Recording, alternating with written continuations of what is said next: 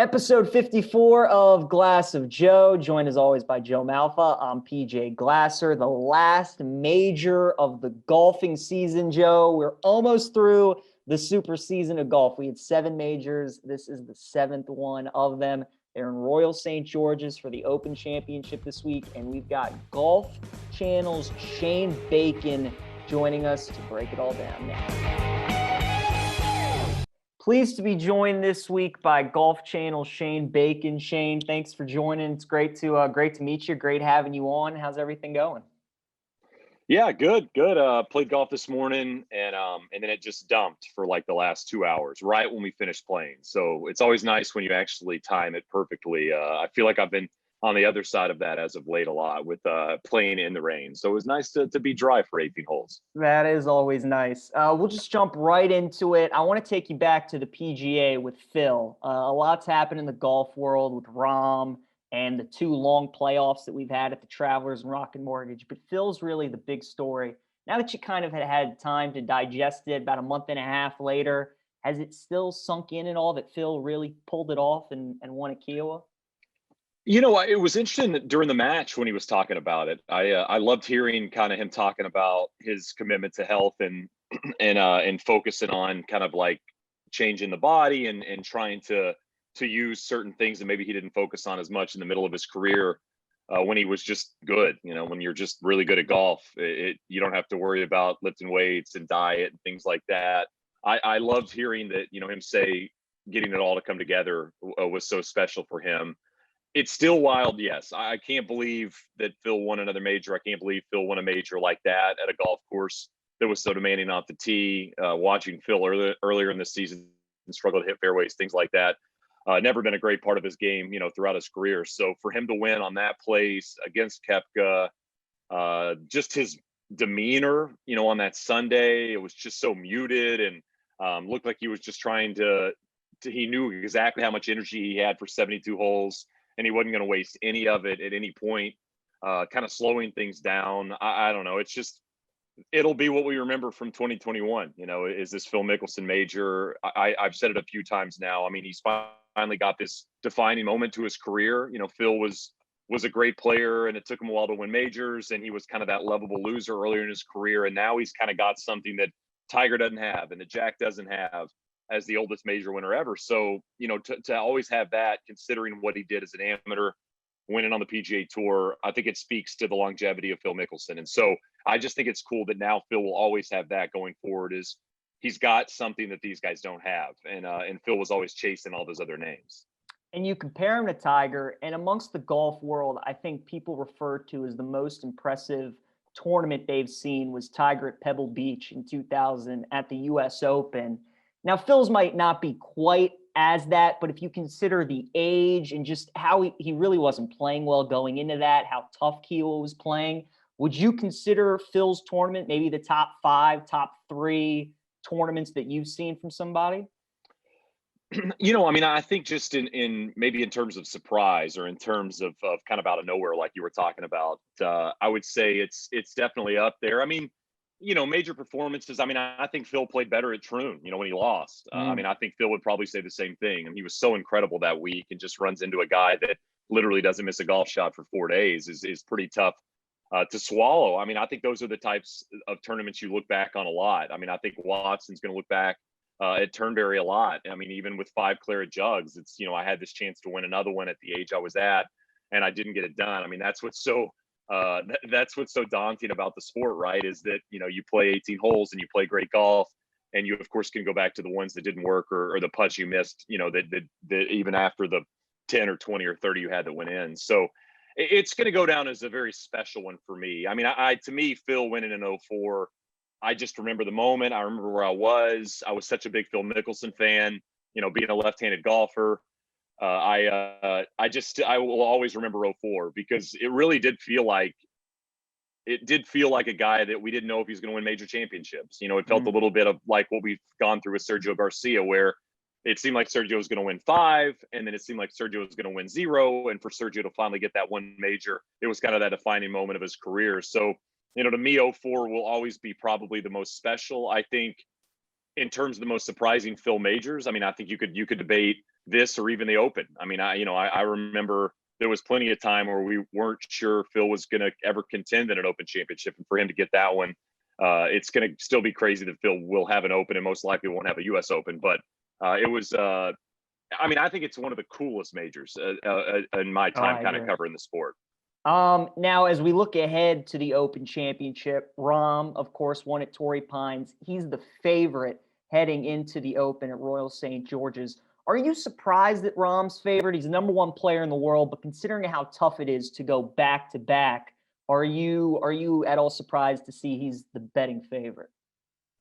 No, I mean, I think, when you look at these odds, I think sometimes we get confused on the favorites are the most likely to win versus where the money's going to go, right? And and it's kind of a balance in that regard. I mean, there's the reason the Dallas Cowboy lines are typically a half a point in favor of Dallas, right? Or the Lakers. I mean, these teams where the money comes in on typically, they're going to get that bump almost all the time in Alabama in terms of college football. So no, I'm not surprised. I mean, you said it. He's the number one ranked player in the world. He just won his first major.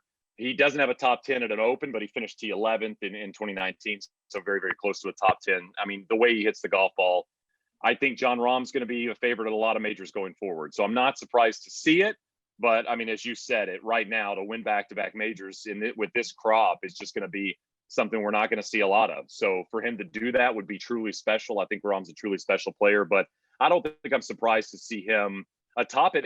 And when you think about the top 10 players in the world right now, there's a lot of holes, I'd say, in a lot of those players' years. I mean, DJ hasn't played great. JT hasn't played great. Morikawa hasn't played awesome. Xander hasn't played awesome. Rory's, who the heck knows what we're going to get with Rory McIlroy week to week. So when you think about the favorites, Rahm's the one that's played well in the big events. So I'd say it makes the most sense that he's the favorite there. And then what can you tell us about Royal St. George's, this open rotunda? These courses, we really only see one every 8-9 years. So I feel like a lot of people aren't as familiar with them as the U.S. Open courses. Is this maybe the toughest open course after Carnoustie, would you say, that these guys play? Yeah, I mean, it always depends on conditions, right? So, I mean, a Royal Troon, like we were talking about with Stinson and Phil. I mean, when the winds aren't blowing, all of these golf courses are extremely gettable for these players. And if the winds are up, it's going to be tough. It's a very tough golf course. It's very challenging. I mean, I don't know if it's necessarily right up there with Carnoustie and Muirfield, but I mean, when you look at the last few champs there, it's a grinded out mentality. And I mean, I think that's what it's going to take is just understanding that you're going to get the bad breaks, you're going to make bogeys, and again, depending on the conditions, depending on what your draw is on Thursday, Friday. But we had Bones on the show this past week, and he was talking about it's a place, as a lot of these open golf courses are, where you've got to find a lot of fairways, and then there's just some tricky spots you can't be, and that you avoid the big number, you find some fairways, and you get on the right side of the draw, and those are really the keys in terms of how you can contend in an Open Championship. So when you think about that, and kind of going back to Jon Rahm, a guy that drives it great, and putts it well, and I mean, I know people have bagged on his his temper, if you will, earlier in his career. I mean, I just don't see it as an issue anymore. So I mean, to me, it's get there, play like you've been playing, and you're going to have a good chance, and just hope you get on the right side of the draw. I mean, I bring this up a lot, but in 2010, when Rory shot 63 in the first round at St. Andrews and shot 80 in the second round, it's a reminder of what can happen when the conditions change. I mean, It can be the easiest golf course in the world, and it can switch to the hardest golf course in the world. And that's why links golf's my favorite golf, because the conditions play so much of a factor. I was watching the rewind from when Darren Clarke won at Royal St. George's last night, and the weather, I mean, it was downpouring. They were putting the rain gear on and taking it off within minutes. So you are right. The weather can change in the flip of a dime. Do you have a pick right now as who you like to win a week out? I think I picked Tommy Fleetwood before the year started.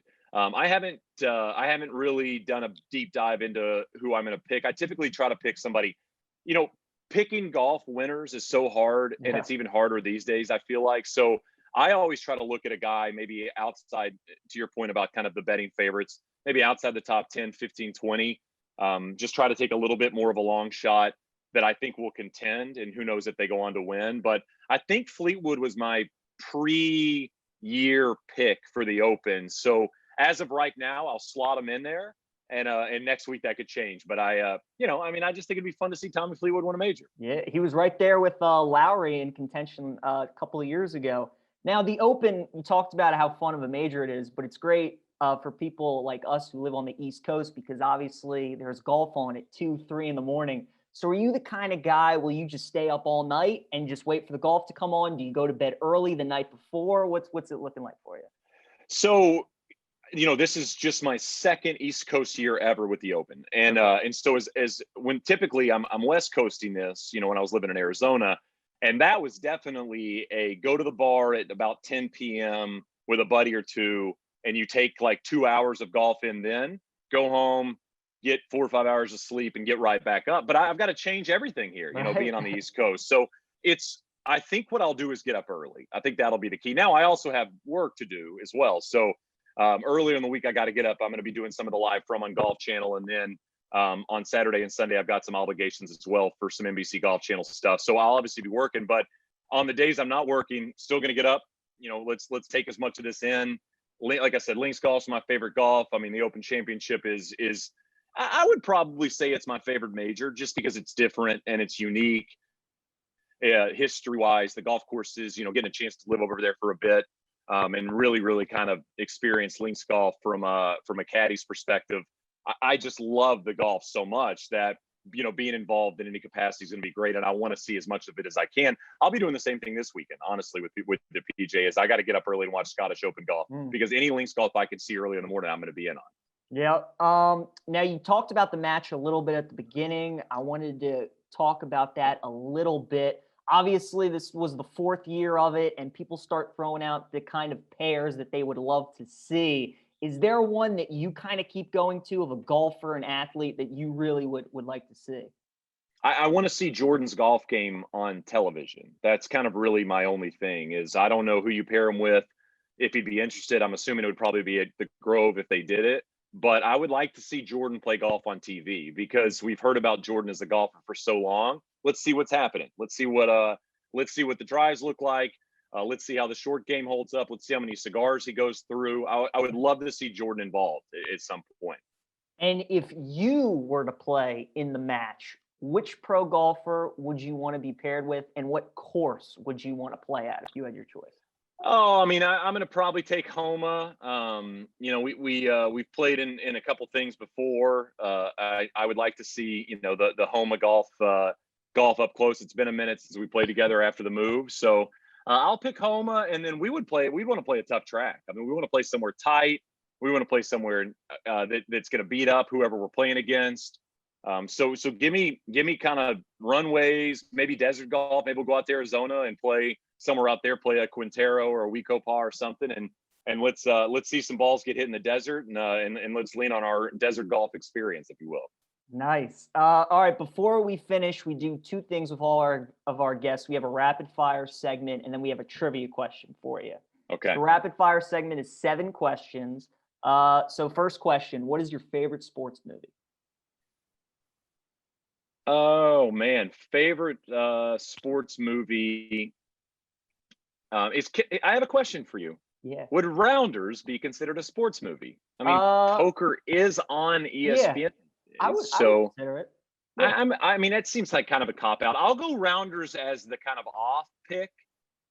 The sports movie I've probably watched the most is Tin Cup, so I'll go Tin Cup. All right. Number 2, Koepka versus DeChambeau. Do you love the rivalry or do you hate it? I mean, I like it. It gives us something to talk about.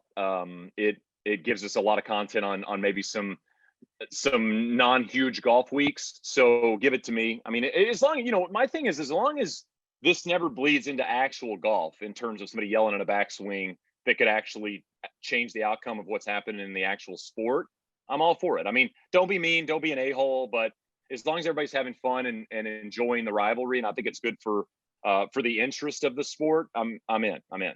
Do you want to see them get paired on a Thursday, Friday, or would you like to see it all play out and have them just go at it on a Saturday or Sunday? I think initially I wanted to see Thursday, Friday, but I want to see them play into it. So yeah. I think I'm going to take the weekend. Let's see them play into it and both play well, and then it could be a natural pairing. Number 3, who do you like to win the finals, Bucks or the Suns? Oh, come on. I mean, come on. I mean, Yeah, he lives Suns, out let's go. in Suns. Arizona. The NBA. I mean, I watch NBA every single night, all year long, for years and years and years. And the one year the Suns make the finals is the year I move away from Phoenix. So Wow. not could have done it 1 year earlier, Chris Paul. Just 1 year earlier would have helped. Are you surprised just how quickly that they've gotten? I mean, they've written the ship. I mean, it's they, injury plays a part in every sport. They've been helped so much Yeah. by the other teams. When you think about the window, and I was listening to an NBA podcast. It might have been No Dunks, and they were asked the question: do you think which team has a less likely chance to return? And I think the easy answer initially is the Suns. I actually think the answer is the Bucks. The Suns are going to have a hard time getting back just because the West is only going to get better. I mean, the Lakers are going to be healthier next year in theory. The Warriors are going to be healthier next year in theory. So, am I surprised that they got there this fast? Yes. Am I surprised when you look at the landscape of the Western Conference? No. So, with so many injuries and so many top players being out, it seemed like the road was kind of paved for them to to at least get to the Western Conference Finals, and then who knows what happens. Number 4, player that you think will be next to win their first major: Schauffele, Cantlay, or Finau? I'll go Cantlay. Okay. I'll go Patrick. I think Finau and Xander have been very, very close, but I think Cantlay is let's call him the hungriest, if that makes the most sense. So I'm going to go Cantlay. Number 5, what is your favorite major course in the United States that's not the Masters? Not Augusta National. Favorite U.S. course for a major. We see it every year, but I love Pebble U.S. Opens. They just West Coast prime time, iconic golf course. We know the holes, we know the course. It just seems like it hits a little bit different. And I remember, getting a chance to be a part of that coverage in 19. It's just place is sweet. It's demanding. It's tough. It has some gettable holes. It's kind of got everything you'd ask for. Now, who is number 6? Who's a celebrity that you'd love to play around with? I know home is your guy, but celebrity, an actor, athlete of another sport. Can I say Aaron Rodgers after the match? Yeah, He absolutely. seems like, I said this on Twitter, but Aaron Rodgers seems like the perfect scramble partner. The demeanor's there. He's funny. He's dry. Probably has a few drinks if you're interested in doing that. We bring, like, when I play in a scramble, I always bring a football because it's so slow that we'll throw it around on tees when we're waiting. He'd probably be great to have involved in that situation. He might throw him a little too far, but that's okay. I can go get a little exercise in. So I don't know. I just feel like Aaron Rodgers is the perfect scramble partner. So I'll go with Aaron Rodgers. Nice. And then last question of the Swift 7, your favorite sport besides golf? Basketball, NBA basketball for sure. Tennis is a close third, but I'm an NBA basketball fan through and through. Nice. All right, Shane Bacon, your trivia question. 90 seconds. We give everybody 3 strikes. Just very simple. Can you name me the last 5 Open champions? Last 5. So you got Shane Lowry in 19. Correct. And then, oh goodness. So Spieth won it in 17. You got Molinari and Carnoustie. Yep. So before Spieth, was Spieth 17? He was, yep. So before Spieth, I'm trying to think. So there would be St. Andrews was mixed in there somewhere, and that would have been Zach Johnson. But I think that was 15, Correct. wasn't it? Yep. Yeah, because they do it every 5 years. So who am I missing between Zach Johnson and Jordan Spieth? Where was the Open there? It wasn't Carnoustie because that would have been our boy Molinari. I don't think it wasn't Turnberry. Must have been Stinson. It was Royal Troon, right? It was. There you Well go. done. Yep. Excellent. It's funny, we've had Steve Sands on the pod a couple times, and you golf guys, man, you know the trivia. It's impressive. So this is a weird thing I used to do, and I don't do it anymore, but I need to do it again, I think. I used to do flashcard major trivia, like, by myself, where I would go through 20 Masters winners or, the last 30 Open winners and stuff like that. And just to kind of refresh myself on it. But I'll tell you this, and I'm sure you can agree with me, PJ, the pandemic has thrown these things off. Yeah. Because you always forget 20. Now, granted, the Open, we didn't have an Open in 20, so that's kind of an easy one to skip over. But even in life, like when you're thinking about when's the last time we went on a vacation, and you go, oh, last year, and then you realize last year was 2020. So 2020 will always throw a wrinkle, I think, in our trivia going forward. But I'm happy that I went 5 for 5. Yeah, it's true. I mean, Shane Lowry's been the champion golfer for 2 years, so And he's he's enjoyed it as he he should. That's the he key. absolutely has. Well, Shane, this was a lot of fun. Thanks for joining me. Congrats on getting the call for the Olympics. Have fun in Tokyo. That'll be awesome. It was great meeting you, and thanks for the time. Absolutely, anytime. All right.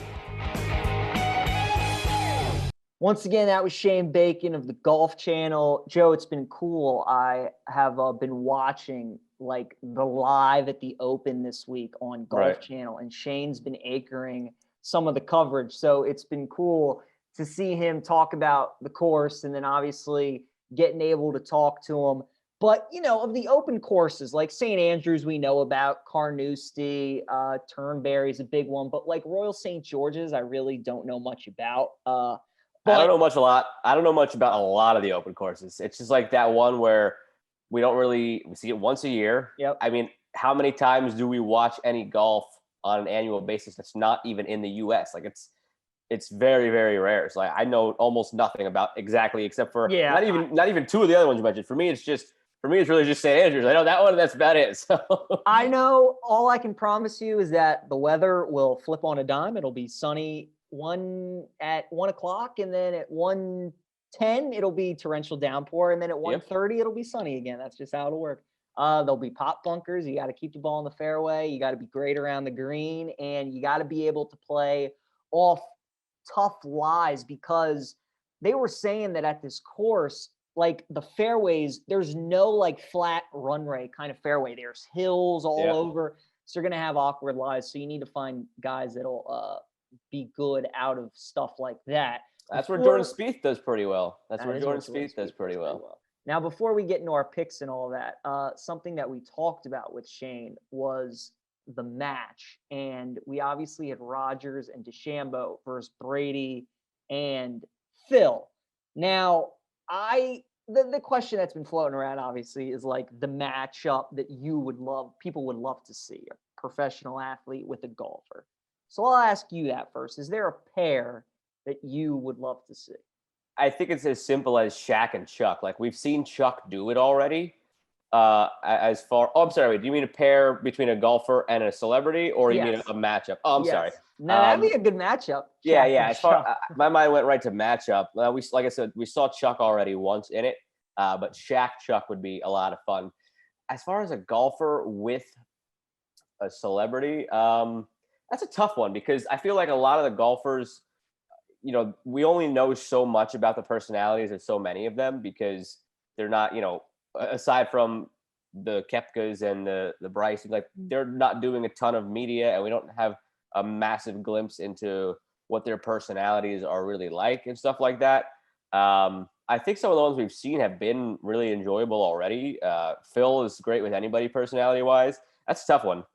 If you have one that's on top of your head, go for yours, and I'll continue to think about mine. I did. I was watching the match, and they were asking this question on Twitter, and there were two that people had tweeted about that really caught my eye. The first one, that's my number one that I would love to see, is Gretzky and DJ, because obviously Dustin is his son-in-law. He's married to Paulina Gretzky. So when I saw that, I'm like, that'd be incredible. I don't know what Wayne's golf game's like, but if it's even somewhat mediocre, I think that'd be fantastic. The other one is Spieth Romo, obviously being Texas guys, and Tony Romo's legit. I mean, he's played on a PGA Tour event before. He's really, really good. So it would almost be as interesting to see Spieth and Romo, and if they'd have like two professionals go up against them, or if you'd have like Curry, because Steph Curry's also very good with another PGA golfer. But DJ and Gretzky, I never thought of that, but once somebody said it, I'm like, that's the one I'd like to see. That's a good one. I genuinely don't really have one like off the top of my head. I mean, something I have to give a lot more thought into, because you start thinking about what are some pairs you could do based on, you know, like the Romo Spieth one. Are they both Texas boys? Are you know, you have a couple guys who are like big time talkers who would be a lot of fun. I could see something like a JT and Nick Saban, if Nick Saban's got any sort of golf game, like you can start getting into pairs like that. Yeah, there you go. There's one for you. That'd be good. Now, if you were in the match and you had your pick of a pro golfer, who would you want to be paired with? That's a good one too. That one I've thought about a little bit whenever I've been watching it with my dad, with my brother. I think I'd probably want to go for someone who I'm going to have a good time with more so than anything else. I start thinking about like Ricky's not in great form right now, but like I feel like that could be a lot of fun. For Um, sure. it's probably an easy answer because we see him doing it all the time. But how could you not say Phil? I mean, Yeah, that was my pick. We've seen him do it now 4 or 5 times, and like the lessons that he gives the person he's partnered with, the personality he has. I mean, that right there in and of itself is part of the reason why the match is so successful because you have that personality of Phil and those little inner workings of the round. So he's the easy answer for a reason. But another one that stuck out again, not playing great golf right now, but Ricky seems like he'd be a fun one too. That was good. Another one for me outside of Phil would be Morikawa. He just seems like a Mm. good guy. I like him a lot. His iron game, he could teach me so much with the iron game, and I think he'd be fun to play with. But yeah, I'm interested to see if they just keep sticking with Phil or like if they bring another guy into the mix, see what they do. But no, look, Aaron Rodgers. I don't know how much he plays, but He was good. he's pretty damn good. He was especially good. with the putter. The driver too. Drives I were think straight six and of I don't remember how it finished down the stretch, but I remember specifically 6 of the first 7 holes they used Rogers' drive over Bryson's drive yeah. in the alternating shot.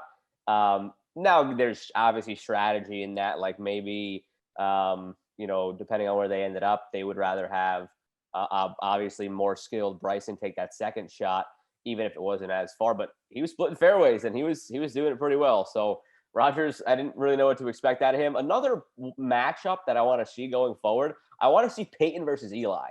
We talk about the personalities and stuff. They both have great senses of humor, Yeah. and they're both opposite senses of humor. Where Peyton is a talker and Eli is really dry. So you kind of get that sibling rivalry. They're both really funny. I know Peyton's got a golf game. I don't know what Eli is like. I'm sure he's not totally inept. So I think that's a matchup specifically that I'd like to see in the future too. That'd be good. I'm trying to think if there are any brothers on the PGA. Well, you got Brooks and Chase Koepka, but Chase isn't as well known. Yeah. But if there are brothers that like come out and they're as good and they're good players, I think you pair Eli and Peyton with the brothers.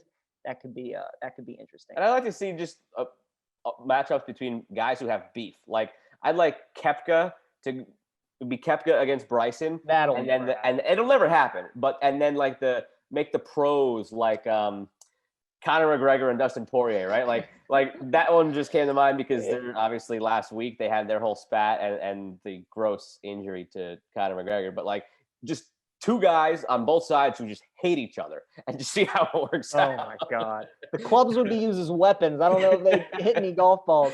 The last point though about Phil, when he retires from golf, if he ever decides to go into TV, the contract Romo made, I mean, CBS, when Faldo's done, I imagine they'd give him a similar offer to come on because he's really comfortable on camera and he's really good analyzing the game. So I'd be interested to see if he does that.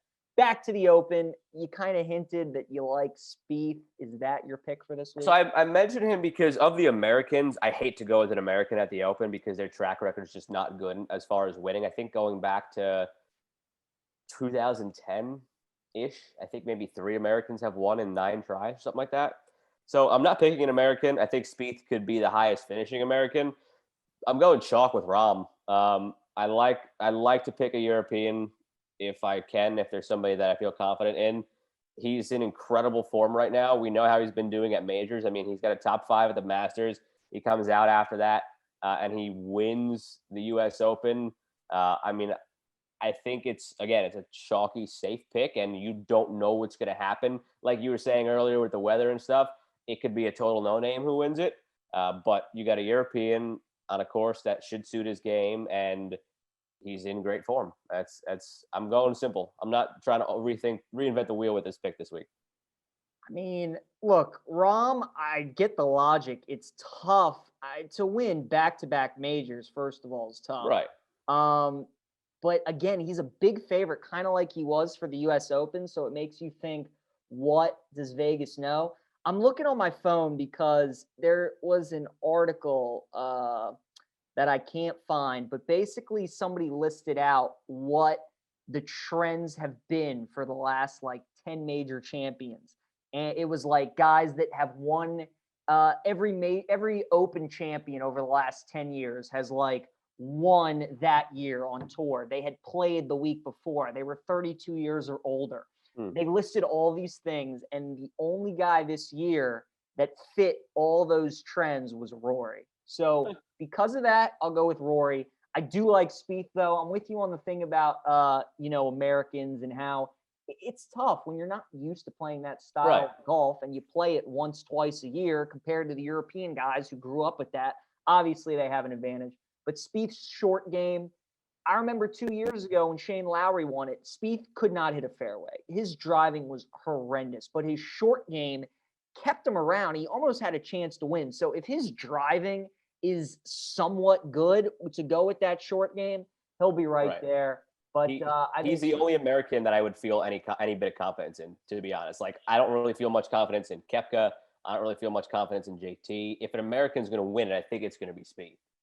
Koepka, the dude's just so good in majors. That's true. He'll be right there. Schauffele, I think, Open Championship courses fit his style because he's such a good putter. He hits the ball so straight. He could be good.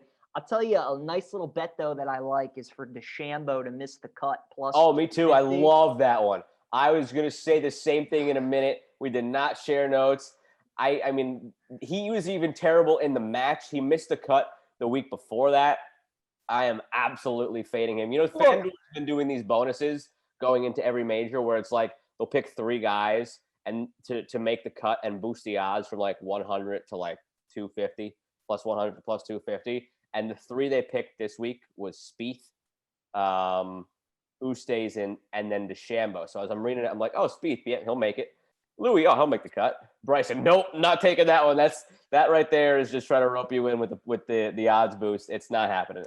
You want to know something funny too? Brandon Grace, the last 2 years, the guy that he has been paired with in the opening round has gone on to win the Open Championship. That's a really weird quirk. And do you know who the 2 guys paired with him this week? I have not looked at the pairings yet. No, who is it? Those 2 guys would be Bryson DeChambeau and Jordan Spieth. So since we both don't like Bryson and we like Jordan, there you go. Who knows what can happen? That has to have like never happened before, or few and far between, because that's so random. If Jordan wins, that everybody's going to be dying to be. It's like I don't know if you remember the Philadelphia Eagles. I think it was like 3 or 4 straight years. Their home opener, whoever the team was they played against, went on to win the Super Bowl. That's just totally ridiculous and unbelievable. Random. That's absurd. Yeah, That's absurd. But, there's no way to we got to get the Elias Sports Bureau on that. That's their homework tonight. All I'm saying is if Jordan wins it, I'm going to be like, everybody's going to be dying. They're going to be paying to be paired with Brandon. Yeah. But I'm with you on Bryson. Look, every tournament, the guy tries to hit the ball a mile. There could be some holes where because of how far he hits it and because of the rollout at the Open, he could hit some greens, but he's also going to get stuck in those crazy bunkers and the crazy rough. And it's just it's not one of those things either where you say, all right, he's going to hit some bunkers, he's going to hit some, like you said, where it rolls to the green. It's not like one of those things where eventually it evens out. No, it's going to be way worse when he hits those bunkers because it's just those are going to derail him way more than hitting the occasional green on a drive would help him out. Yeah. So that it's just doesn't suit his game. The whole thing where he just fired the caddy, he's not playing well. It's going to be a disaster. I'm expecting a very, very big number from DeChambeau, not even close to making the cut. So sure enough, he's going to be the one. He'll be leading after Thursday. Win, right? Yeah, 100%. All right, shifting away from golf, we got a little bit of season of champions to talk about. Oh yeah. So we had the Lightning win the Stanley Cup. We had Italy win the Euros, and we had Djokovic winning at Wimbledon. So we'll start with the Lightning winning the Stanley Cup. Going back-to-back in the NHL is not easy. They're the first team to do it since the Penguins. The Lightning are really, really, really freaking good. Yeah. They're obviously – it's one thing that they have all this talent on their team at all their lines, forward, centers, and defensemen, but then they pair that with the best goalie in hockey. So this might be it though for them. I think, because you think about the roster they currently have, they can't keep everybody. I mean, at all, because again, we go back to that whole thing where the team that played in the playoffs was $17 million over the cap. Right. So inherently, they cannot keep that same team next year. So they're going to have to trim $17 million of cap space just to be compliant. And then from there, they're going to have to probably trim that down even further, depending on who's up for new contracts and stuff like that. So it's about time. And if you think back to last year, after they won it in the bubble, there was already talk about, could they trade Stamkos? Could they get rid of, some they were ready to blow it up. And the only guys who were untouchable were Kucherov, Hedman, and Vasilevsky. Everybody else could have been had. There were those murmurs last year. So they stuck it out, obviously, one more time. They obviously made the right decision winning the cup again, but it's obviously not going to be able to continue just from a number standpoint. So I hope everybody enjoyed it, because it's probably it. They will still be good. I mean, they have an amazing core that's going to be in the playoffs every year. But next year, they probably, depending on the moves they have to make, they probably second or third in the division. They might make it to the second round, and that's it. But because you're playing a lot of hockey too. I mean, that's a lot of hockey back-to-back years in condensed years too. So hats off to them. I mean, what a run it's been. Because not just the wins they've had the last 2 years, but go back before that. I mean, the conference finals push they made in they made it to the final in 2015. They've been to other conference finals in there. It's been an incredible run for them, but it's probably coming to an end. They've been dominant. But yeah, I mean, with that cap, they got to cut certain guys. It'll be interesting to see who they even ship off to Seattle, maybe, if they give them some good players, and who they decide to re-sign. Over to soccer now, Joe, and I'm so mad at myself. I was watching the France-Germany game back in the group stage, and I text you as I'm watching the game, and I'm like, damn, France they're pretty good. And I'm like, but outside of like France and England and Belgium, like who's a team that can just ugly their way to a championship, kind of like Portugal did? And I said, is it Italy? And you said yes, but their draw is so tough. Yeah, so absolutely. Historically, Italy yep, wins, but they didn't have to play anybody tough until it got to England in the final. No, I know. I mean, they're a team. All the trophies they pretty much won have been uglying it up, playing their way, winning it in penalties, the 06 World Cup, and now the 2020 Euro. But they still had to go through and beat Austria in extra time in the first round. And a game that they should have lost by a very, very razor-thin VAR call. That was the right call in the end, but it was razor-thin. Otherwise, they lost that game in regulation to Austria. Then they go against Belgium, who ended up being full strength because Kevin De Bruyne was healthy. They were missing Eden Hazard, but he's not what he was. So they had to go Austria, which was clearly a tough matchup that they almost and possibly should have lost. They had to go through Belgium, who is the number one team in the world. They had to go through Spain, who's right up there. And again, they were significantly outplayed for the duration of that game, clung on and took it to penalties. And then against England, it was about an even split. I don't think that they were significantly outplayed. Both teams had their moments in that game. So it was a really difficult road. It was almost exactly the road that I told you it was going to be back when you asked me that question. But I mean, nothing you could do but applaud them. They made it through. They found a way. And there was something 34. You could bet it. You could bet it. I think it's like a 34 match unbeaten streak now too in all competitions, where they've had their draws obviously, but no losses. So they're on a run. They're going to probably be a hot, popular pick for the World Cup in 16 months. And who knows? I mean, they clearly have what it takes. That team's probably going to be a little different because they're not going to have their heart and soul on the back line in Chiellini. They're going to have to shuffle some things around. And again, this was kind of a magic carpet ride for them where just everything went right. Don't know that happens again. So don't fall. If you're asking me now for an advanced look at the 2022 World Cup, I wouldn't say fade Italy, but I would say tread lightly because I won't pick them. They're going to be a very popular pick, and it's just odds are they're not going to pull it off again. But they did it this time, and that's all that matters. And like you said, poor England. I mean, that was maximum heartbreak. It could not have been any worse for them. You get a goal in the second minute. Everybody's excited. Everybody's already jacked up as is. Yeah. And then you score. 2 minutes in.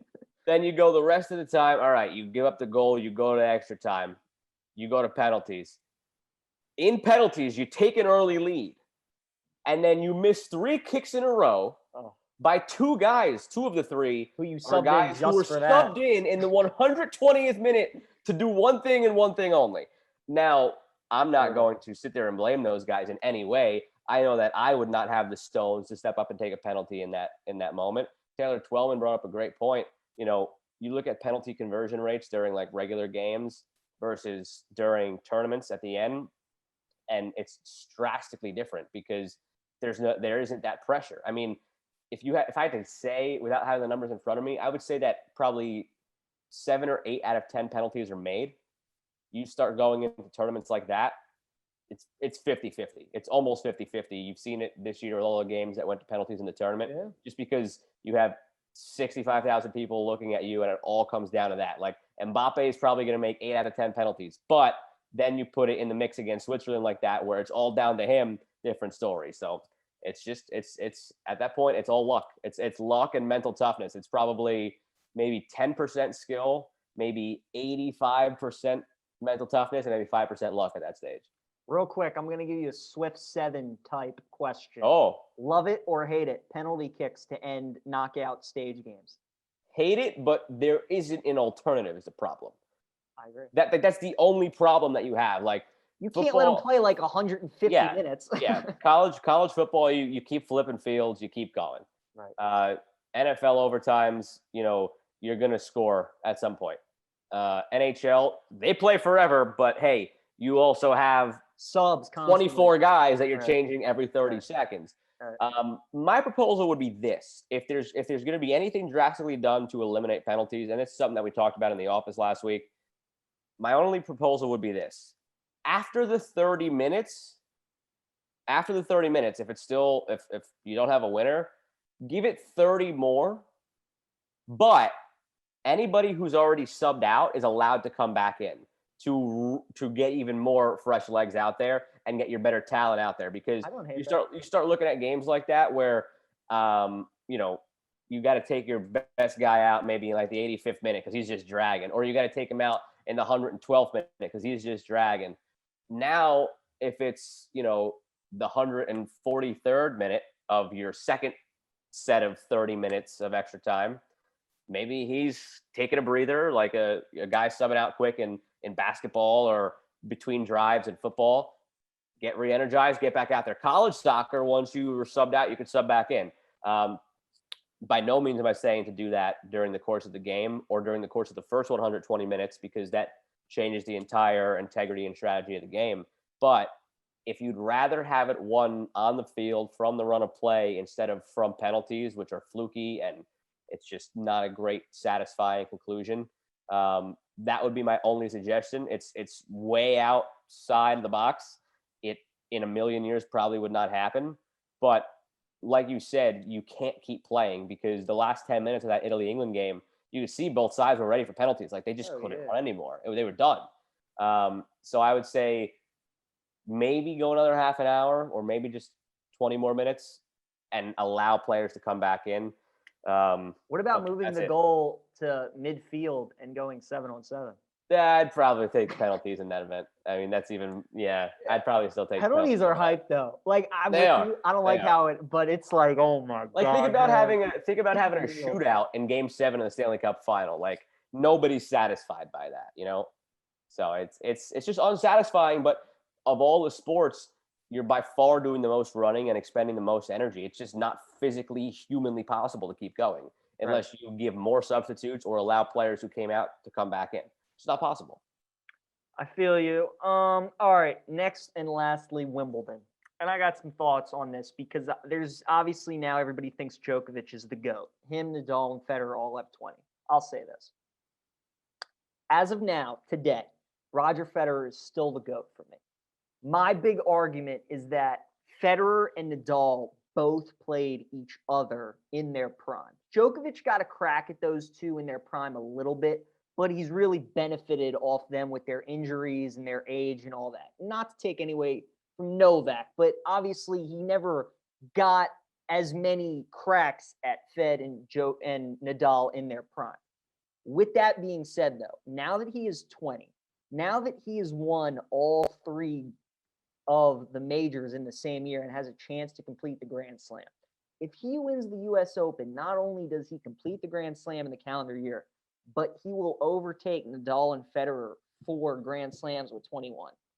Then it's kind of hard to argue against them. Yeah. Once you win a Grand Slam in a calendar year, that kind of changes things. I'm just hoping that at the US Open, he plays either Federer or Nadal. I think that'd just be so great for the sport of tennis. I think that'd just be so great for sports and just everybody watching.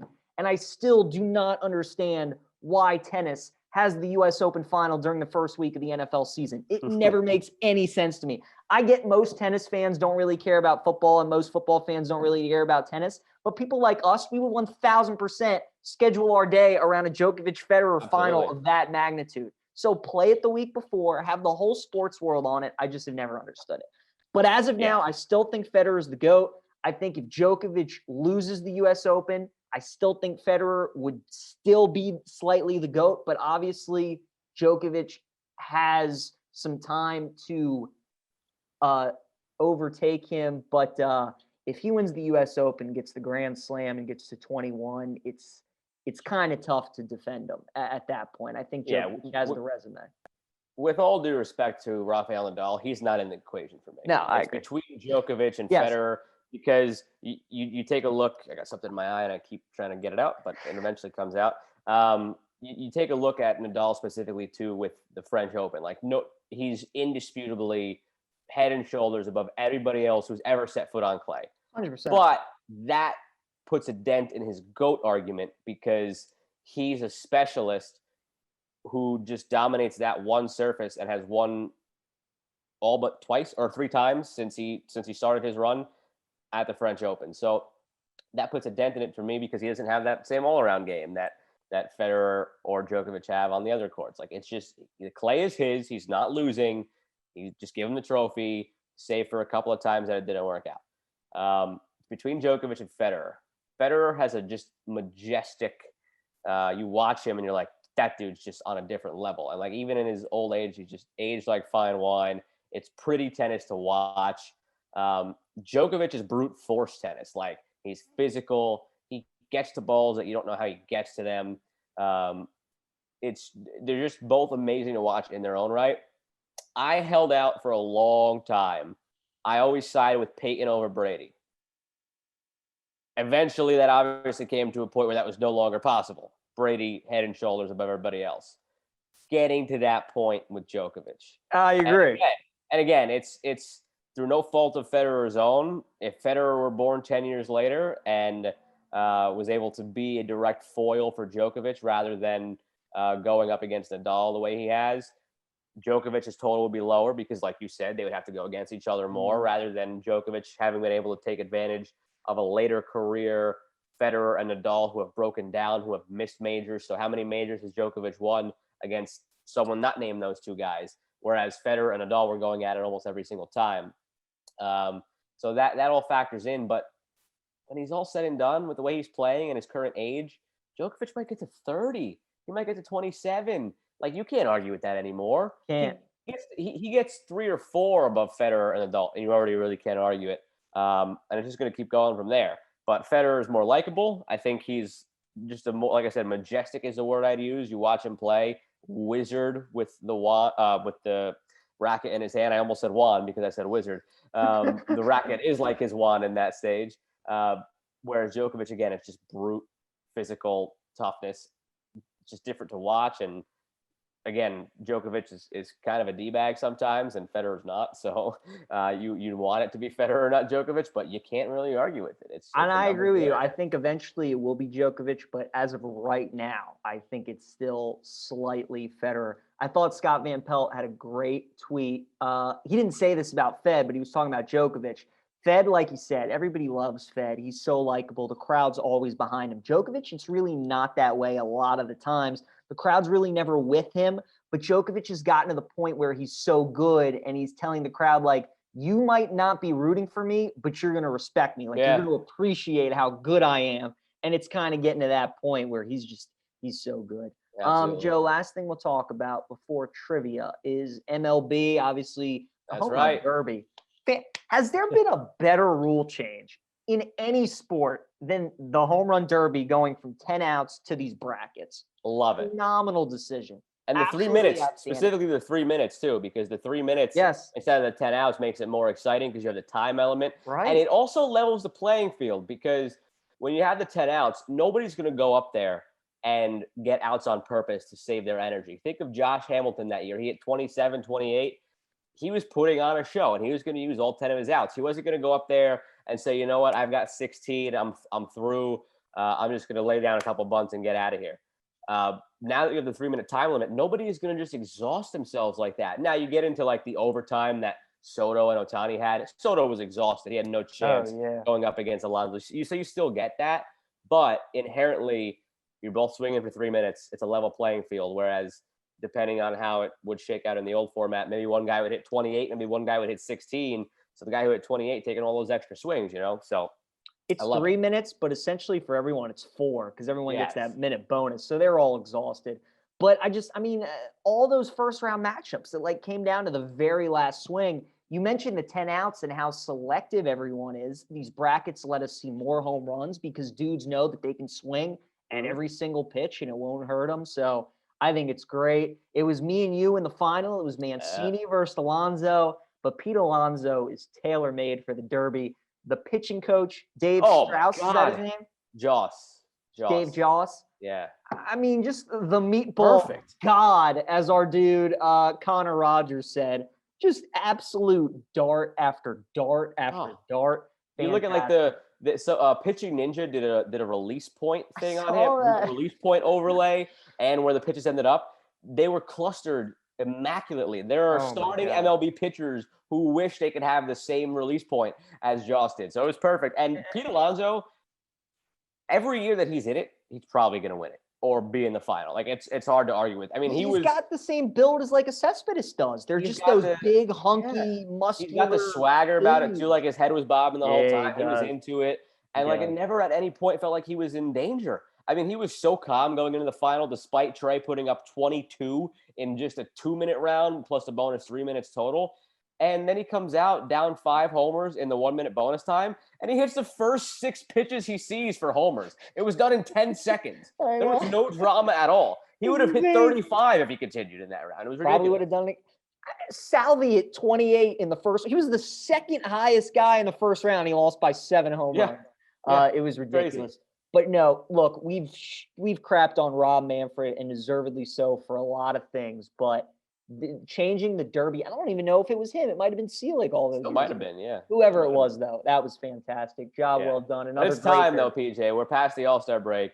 Yeah. Time for our deep dive back into baseball. We've mentioned it on the periphery for a couple of weeks, but we're heading into the second half. We're going to handicap divisional races. We're going to take a look at the MVP races because there's 2 pretty good races. Both of them have a guy who is slightly ahead of the other, one more so than the other right now. But start with the divisional races and let's work our way west to east because both of our teams are here in the East. So we'll start with the AL West. Astros at the moment up 3.5 on Oakland, up 7 on Seattle, 9 on LA, and forget about Texas. Don't think that Seattle or LA can get into the division race with Houston. It's Houston and Oakland, but for me, the way they're playing right now, I don't see the Astros losing this race. I think they're only going to get better as the second half goes on, especially if they truly are the front runner to acquire a guy like Kimbrel. It's the Astros world in the AL West. As long as the Astros just don't have to play the Orioles, they'll be fine. Yeah. The Orioles sweeping Houston in Houston is going to be the most amazing thing in baseball. We'll see all season. I just don't understand how that happened. I'm with you, though. We talked about this last year, how much backlash and crap the Astros were going to get, but they still got all that talent on their team. And look, like you said, they're going to make deals at the deadline. They're going to be ready to go for the postseason. They're battle tested, and they've been in this situation the last 3-4 years. They know what it takes to finish the job, win a division, and again, it seems like Oakland is on their heels every season. Right. So this is familiar territory for them. They know what they're doing. I expect both of those teams to be in the playoffs. All right, now staying out west, but the NL side, this for me has been the biggest surprise. Oh, easily. I mean, there's maybe a couple other things that people could point to. The Yankees being as bad as they've been is a big surprise.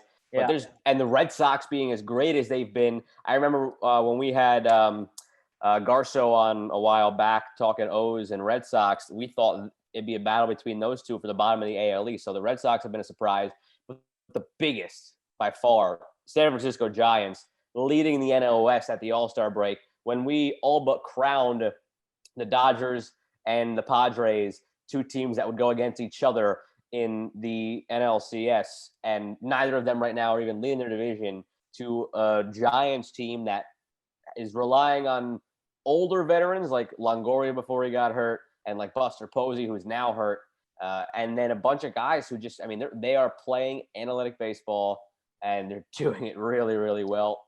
Gosman is just phenomenal out of nowhere, and it's just been the biggest. The Orioles could use a pitcher like that. They could. The use all a guy like former Kevin. Orioles team would probably win the World Series. They probably would. Probably.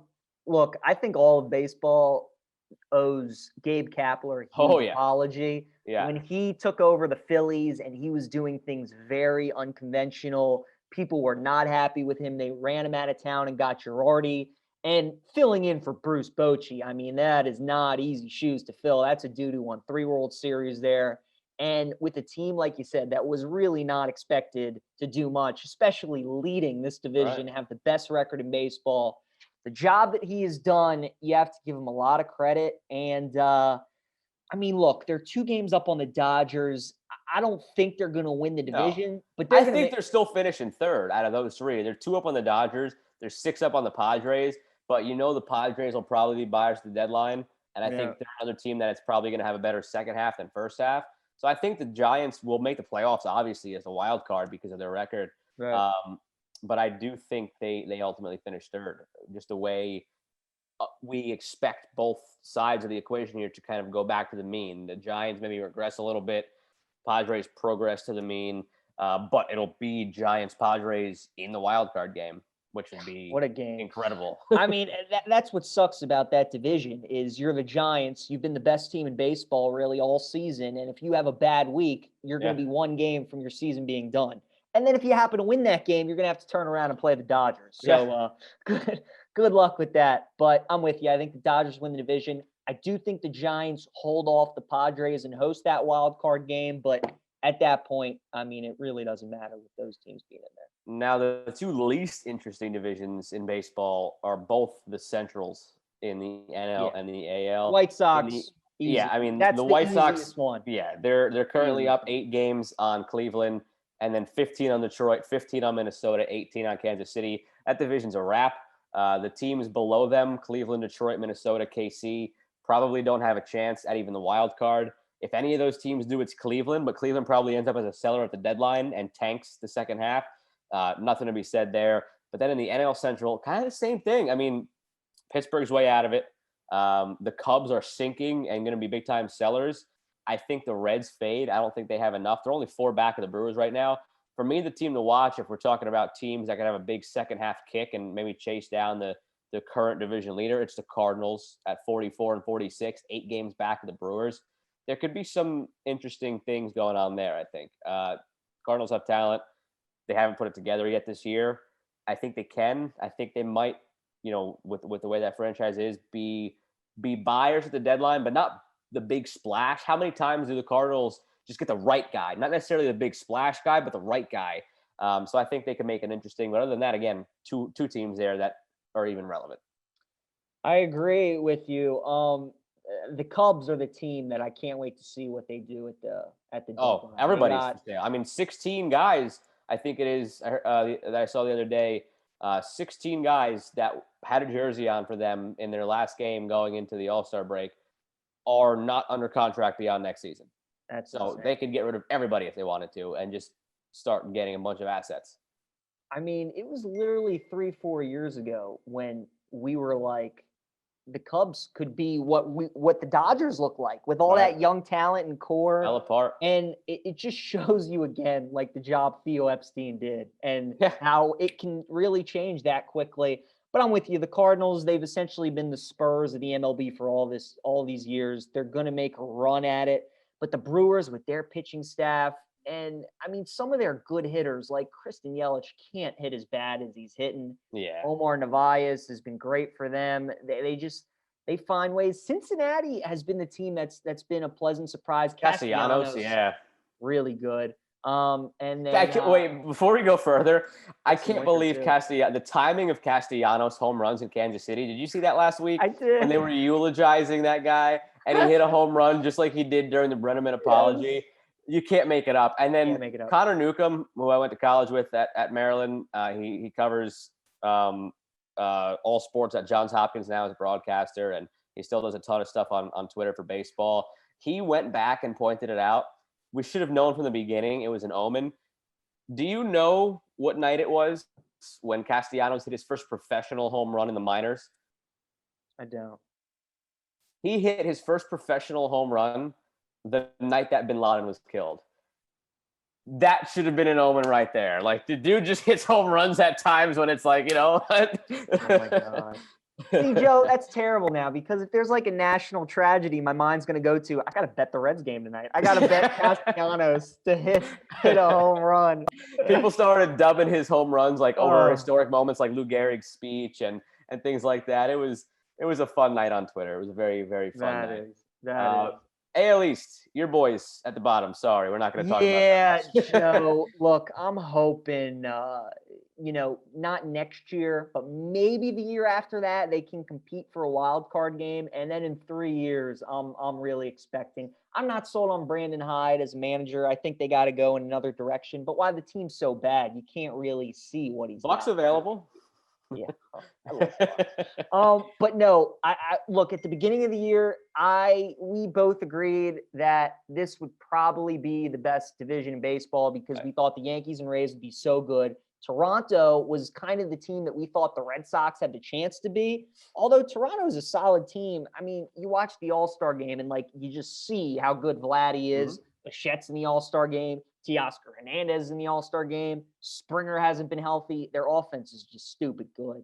Man, I think Boston's going to win the division, though. They've been the best team in the division all year. Their offense is great. Their pitching just does just enough. Alex Cora, it's like the guy returns to Fenway, and they just find their groove again. But look, Tampa, they got Wander Franco up now. Tampa they're doing what Tampa does. I think Tampa could do it. They're only a game and a half back. I think they could do it. And since the Lightning won the Stanley Cup, every team in Tampa Bay has been to the finals. You had the Lightning win the Cup, then the Rays played the Dodgers, then the Bucks won the Super Bowl, and then the Lightning won the Cup again. And the Tampa Bay Rowdies and my USL won the championship too. So did they really? It did. Well, they won the Eastern Conference, but then the final against the Western Conference team got canceled for COVID. But they're the designated champions because they had the higher point total and they were the Eastern Conference champions. So, but still, trophy for a Tampa team. It's what they do. Yeah. So again, the Rays might not win the division, but this is a lot like the NL West. It's so brutal because whoever doesn't win that division will host the wild card game. But if you happen to win that game, then you're going to have to turn around and play that other team. Yeah. It's tough, man. I lean Boston. Tampa. Yeah, I lean Boston, especially if they get Kimbrel. Like I said earlier, the Astros might be in the equation, but if the Red Sox get him, and we've seen Kimbrel there already, what he's done in Boston already. So again, they're going to be buyers. They have a lot of talent. Cora in the mix again has changed things, but you can never count out Tampa. Although I do lean the Red Sox. Are you sticking with Yankees missing the playoffs? Oh, I am. We talked about this a couple weeks ago. Yeah, and the picture hasn't changed. Drinking. Yeah. The picture has not changed for me. I was going to get to the wild card race in a minute, but let's finish up the AL while we're on the topic. The Rays or the Red Sox are going to be the number one wild card team. That's a fact. It's just that's not going to change. They're 6.5 games up on the Yankees. Ahead of Oakland. Those two will be the number one wild card. So for the second wild card spot, Toronto and the Yankees right now, they haven't played the same amount of games, but they have the same win percentage, so they're tied. Then you go beyond that. Cleveland also has the same win percentage. The bottom's gonna fall out on them.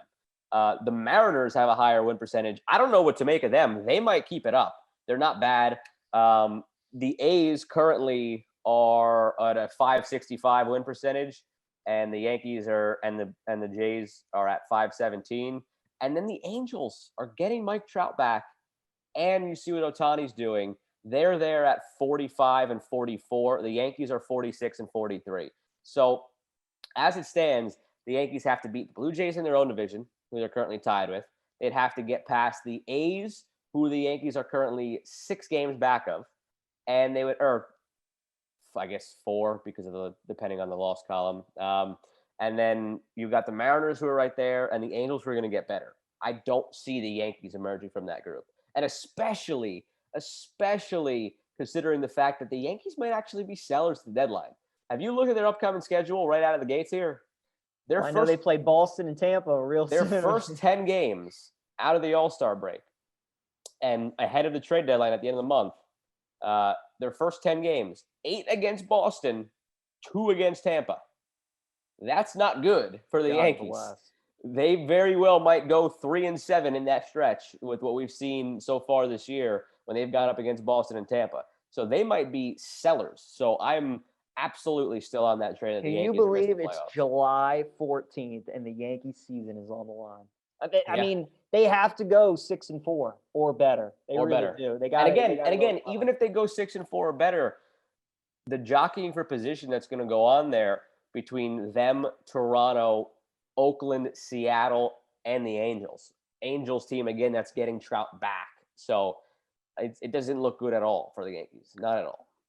Yeah, look, I think they're better than Cleveland. They're better than Seattle. Cleveland, I'm not even considering. Yeah, Cleveland's going to fall out. I think I think the Blue Jays and the A's are better than the Yankees. Right there. And the Angels with Trout back, they might even have an argument to be better than the Yankees. Depends on who's clicking and who's not. Yeah, but the Angels are going to be such a public team with Otani and Trout that I just, even though we both love Joe Madden, I don't know. But the A's, that Bob Melvin just every year, the A's just get it done. I think it's going to be Tampa and the A's. I think your playoff picture right now, everybody that's in it in the AL is going to be in it. I would probably agree with that it won't change. I don't think it'll change. Close. Things are going to get interesting. What it is right now. I agree. Now the NL, to wrap that up, NL East. It's not the worst division in baseball, like people are saying. I wouldn't say that because part of the reason that the records are the way they are is because the teams are beating up on each other. The worst division in baseball is certainly, to me, the AL Central by far. Yeah, people keep saying it's the NL East because of the records, but again, I mean, the Tigers are third. Like, what are we doing? Come on. Mets currently 3.5 up on the Phillies, 4 up on the Braves, 6 up on the Nats, 9 up on the Marlins. The Marlins are out of it. The Nats, I think, fade and maybe sell and start gearing up towards next year. The Braves with Acuna out for the year. That sucked. Absolutely really sucked. Does. Really does. Hurts their case.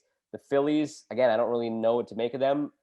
It's close at the moment in the standings, 3.5, 4 games. But I think the Mets homer pick, absolutely a homer pick. But my rationale is not my homerism. My rationale is what I'm about to say. I think the Mets end up winning this division by at least 8 games. I don't think it's close in the end because you look at what the Mets did in this first half with all of the injuries they've had. At one point, like you said, there was all but one of their opening day starters was on the IL. To go through the first half they just went through at 47 and 40, and now getting all those guys, they got some of them back in the last week leading up to the All-Star break. They're getting a couple more of them back this week. They're going to be buyers at the deadline. Chris Bryant or Josh Donaldson are very likely going to enter the fray. Berrios from the Twins or Hendricks from the Cubs, very likely to enter the fray. So they're getting healthier. They're going to buy. The Braves with Acuna, what are they going to be? The Nats and the Marlins sink. The Phillies will be there. But again, I just think that, especially with the additions, whether via trade or by getting healthy, this Mets team is going to be much better in the second half than it was in the first half. And you think to even the players that didn't get hurt. Lindor never missed a game, but Lindor was terrible the first month and a half. But over the last 44 games, his numbers are exactly what they are for his career. So he's back to playing Francisco Lindor ball. Pete Alonso, we saw what he did after he won the home run derby, the run he went on 2 years ago. And in the first half, he missed a couple of weeks too with an injury. He should be hot right now. I think they ultimately are comfortably going to win the division. Boy, 8 games is a big statement. I think they win the division. I think Philly's going to be right there with them. Nobody's talking about Philadelphia. They're a 500 team. They're kind of just scooting along, playing under the radar. If the Phillies Zach- get Chris Bryant, that changes things a little because it would take away from the Mets and add to the Phils. But like I said, with everybody else coming back from injury and stuff, I think the Mets are comfortable. I think they win the division too. I think the Mets actually are the team that would scare me the most if I'm the Dodgers. Oh yeah, the pitching. Pitching. Well, you would have to face DeGrom 2, maybe 3 times. Well, if you're facing them in the, it depends. Obviously, if you're facing them in the division series or the championship series. See, the Mets using DeGrom in the division series would be extremely interesting. You're obviously going to throw him game 1. Do you then throw him game 4, or do you bring him out of the pen in game 3 and game 5? And obviously, a lot of that depends on what you do, what the series is looking like. Are you up 2-0? Are you down 0-2? Yeah. Is it 1-1, 2-1? But I mean, I would assume they would start him game 1 and probably 4, if not 5. But I think that's fine though, because you think about Cookie Carrasco's coming back now too. well, and Stroman and Walker have been great. I was just gonna say that's what I was saying. You're getting Carrasco back, Yeah. and you already had an All-Star in Walker and a guy who narrowly missed the All-Star game in Stroman. And oh, by the way, you're getting Syndergaard back the beginning of September to be your ace reliever, like he was actually in 2015, coming out of the pen at times. You get him back in the mix to just throw fire out of the bullpen, or maybe start for a couple of innings. Give you kind of like a glorified opener where he'll be an opener like the Rays have obviously made famous, but he'll go, instead of 1 inning or 2, he'll go 4, he'll go 5. So it's only going to get better. And because of the pitching, okay, if that's the rotation going into the playoffs, number 1, Jacob deGrom, number 2, Taijuan Walker, number 3, Marcus Stroman, number 4, Cookie Carrasco, who is a Cy Young caliber guy in and of himself the last couple of years before cancer, injuries, and coming back from that. And then you're going to have Syndergaard as your 5 starter to give you 3 or 4 innings to begin each game before you turn it over to a bullpen that has been one of the best bullpens in baseball, which is something I've never been able to say in my lifetime probably about the Mets. So it's all there. And the schedule, too. They played 33 games in 31 days going into the All-Star break. They were exhausted. And they still managed. They went into that stretch up 3.5 games on the Phillies. They exited that stretch up 3.5 games on the Phillies. So to play the teams they played in that stretch with the injuries they had and 33 games in 31 days, to have not lost any ground. They didn't gain ground, but to have not lost ground either on the Phillies, I feel very, very confident about the Mets. Good point. All right. Well, that's all we got. We got trivia last as always. I got a baseball question for you. I went football because I'm starting to get in the mode actually now of training camp starts in a couple of weeks with the Steelers and the Cowboys. What was that? I think you're so excited about the Jets. Oh, I'm so excited. Look at you. I'm so excited about the Jets. And I don't, and we'll get into this in the next couple of weeks. We'll probably try to have Worm on because he's got a new big role that we're excited about for him. And it's going to change the conversation a little bit with some of the things we've talked about with Worm in the past. Our conversations with him have always been baseball, but we could have some big time football conversations with him now. So if he's listening to this, we've already said congrats to him, but congrats again on the new role, and hope to have you on soon for a big NFL preview. But dude, when we get to talking about it, I have zero faith that they're going to make the playoffs. No shot. They're going to win maybe 7 games if it's a good season. And I'm so excited about that because even that is great growth.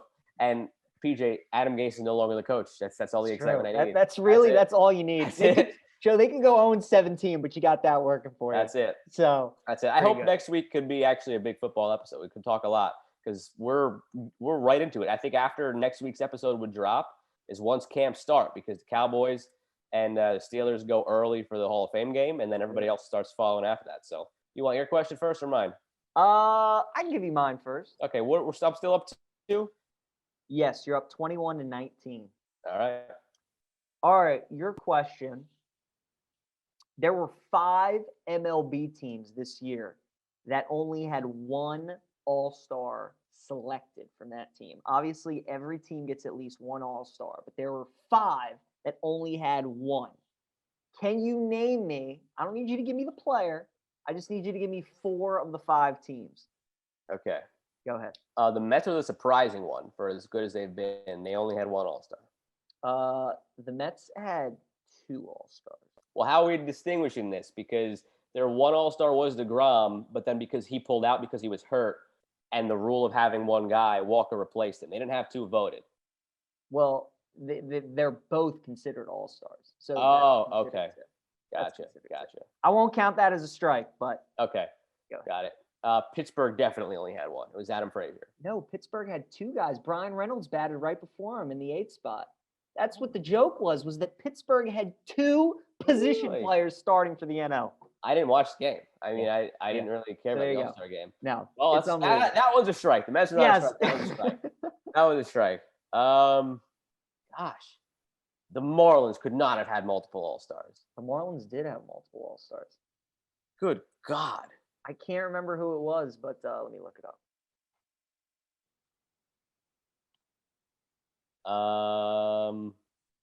This is going to be a real quick flame out. Because we're already talking about the worst teams in baseball. Salvi Perez was there for the Royals. Was anybody else on the Royals good? The Royals? The Royals. No, not the Royals. Whit Merrifield was also an all-star. That's it. I'm done. I'm tapping out. That's Let horrible. me see if Miami did indeed have two. You could be right on Miami unless I missed one.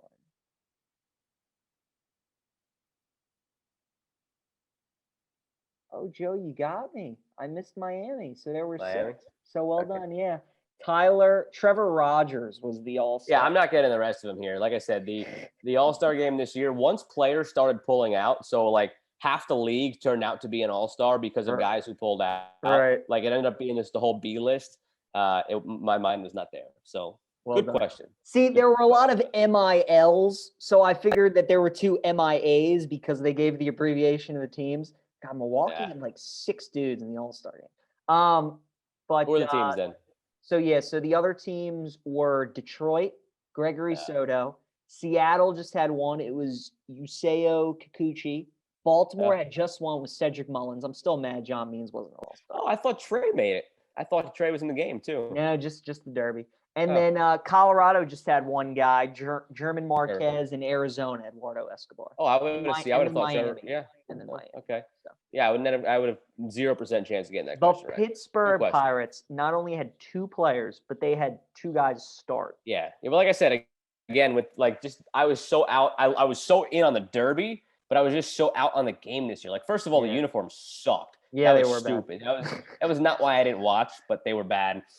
But then you started getting into the guys, like I said, excuse me, where they just started, not playing. None of the Astros went for the most part, and DeGrom pulled out and Walker came in. So technically the Mets had 2 All-Stars, but realistically they only had 1 but it was a mess. Total mess. Mess. I'll take the loss on that question. Mine for you, football. Next week, I believe it is, or a couple weeks, the NFL Network begins their unveiling of the top 100 list every year, voted on by the players. I do love that. It has been going on for 11 years. I'm sorry, it's been going on for 10 years. This will be the 11th year.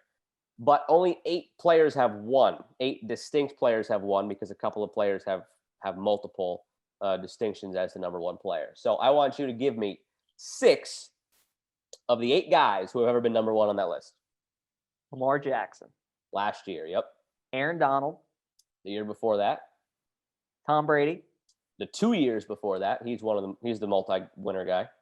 Aaron Rodgers, There's 4.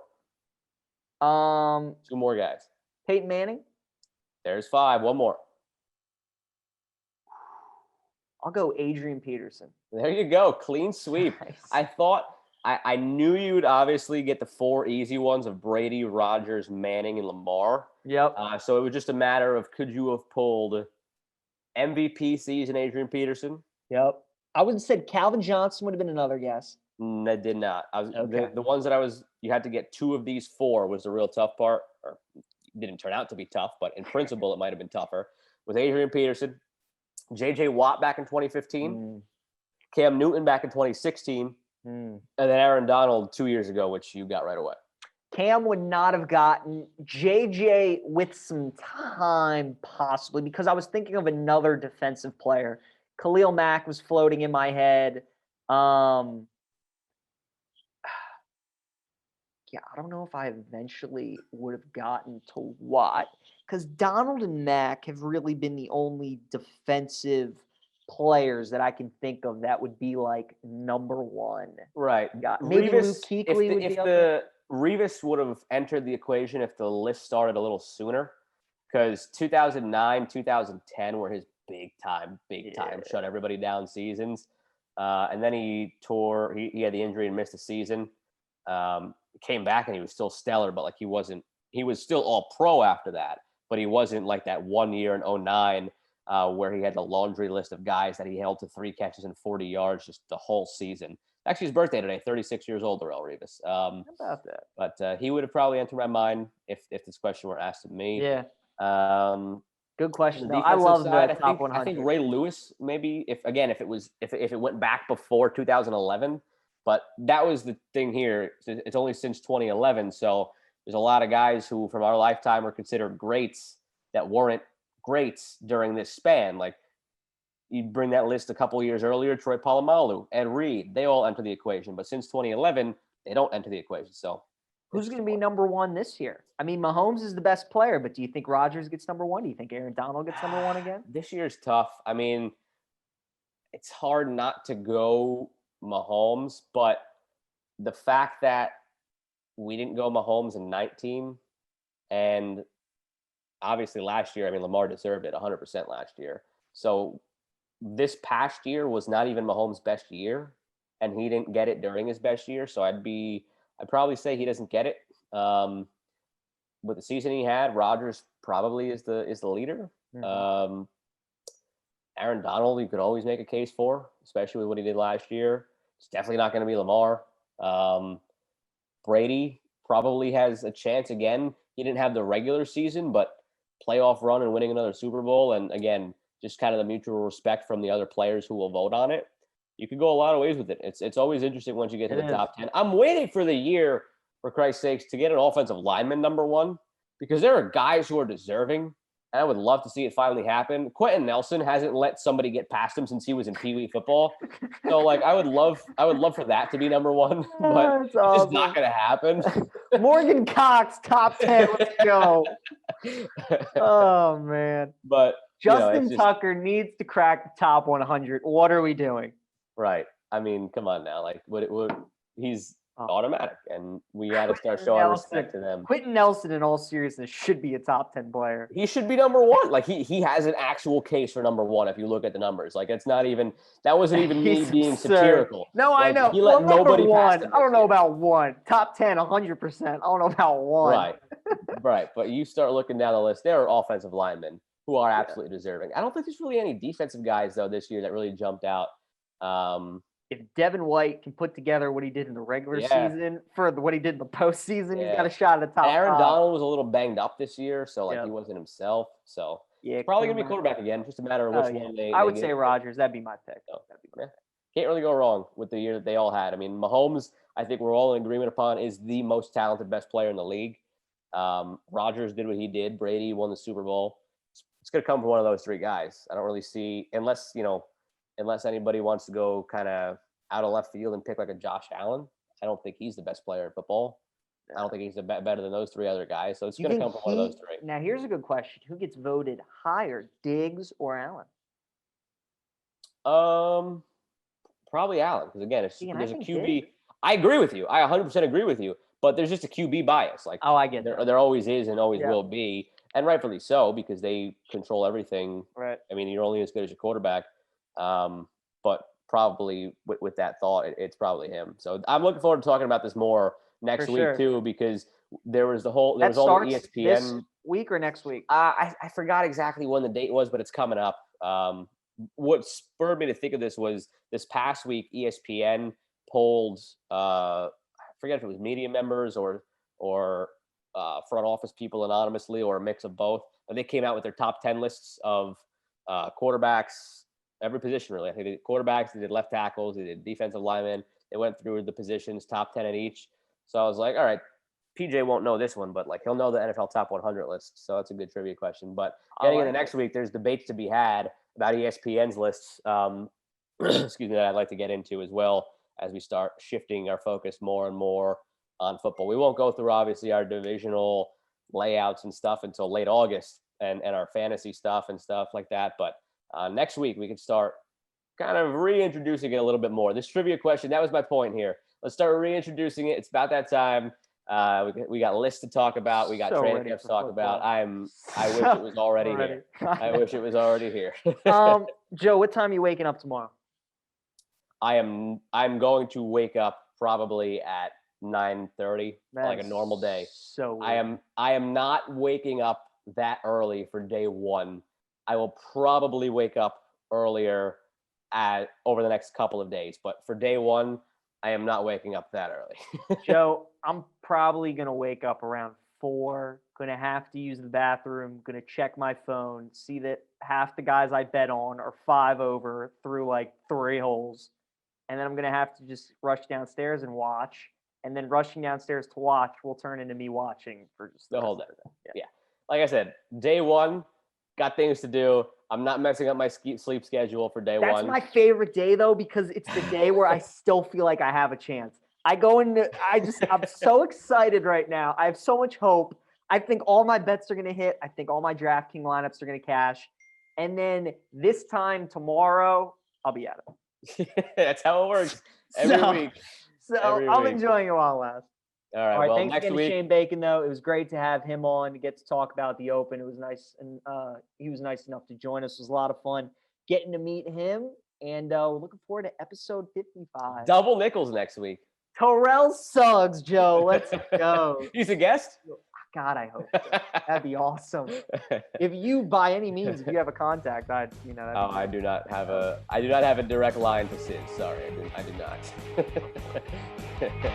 not.